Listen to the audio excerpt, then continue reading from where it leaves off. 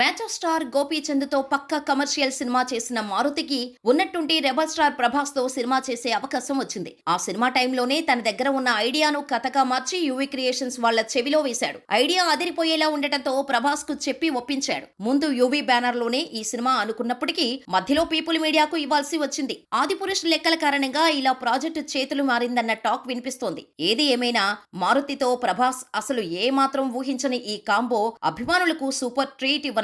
Maruti direction లో cinema అనగానే rebel star fans కాస్త డిసప్పాయింట్ అయ్యారు. తర్వాత కథ మీద నమ్మకంతోనే ప్రభాస్ ఈ సినిమా ఒప్పుకున్నాడని క్లారిటీకి వచ్చారు. ఇక రాజు సాబ్ పోస్టర్స్, మోషన్ పోస్టర్స్ అంతా సినిమాపై మంచి బజ్ ఏర్పాటు చేశాయి. థ్రిల్లర్ జోనర్ లో తెరకెక్కుతున్న ఈ సినిమా ఆడియన్స్ కు నెక్స్ట్ లెవెల్ ఎంటర్టైన్మెంట్ అందిస్తుందని అంటున్నారు. రాజా సాబ్ తో మారుతి కూడా పాన్ ఇండియా డైరెక్టర్ల జాబితాలో చేరే అవకాశం ఖచ్చితంగా ఉంది.